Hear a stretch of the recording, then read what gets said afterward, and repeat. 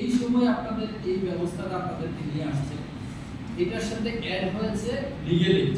আপনাদেরকে বলবো legal aid হলো বাংলাদেশের একটা সরকারি প্রতিষ্ঠান, আপনারা জানেন কিনা, সরকারি একটা প্রতিষ্ঠান লিগ্যাল এইড। এই লিগ্যাল এইডের সাথে আমি 2013 সাল থেকে আমি লিগ্যাল এইডের কার্যক্রমের সাথে জড়িত। দীর্ঘ প্রায় 13 থেকে 14 বছর, 13 বছর 12 বছরের মতো আমি এই সংস্থার সাথে যারাই লিগ্যাল এইডে আপনার আইনের সেবা নিতে চায় তাদেরকে এই সেবাটা দিয়ে যাচ্ছে। আপনারা কেউ কেউ হয়তো বা জানেন, আবার অনেকে জানেন না। কারণ আপনারা যারা প্রান্তিক লোক আছেন, এই যে একটু আগে আমাদের মনে হয় চেয়ারম্যান সাহেব আমাদের মাঝে ছিল, এখন আপনারা অনেক কিছু জানেন না দেখে অনেক সেবা নিতে পারেন না, সেটা ব্যবস্থা করে দিয়েছে আপনাদের নিজেরা করে প্রতিষ্ঠান।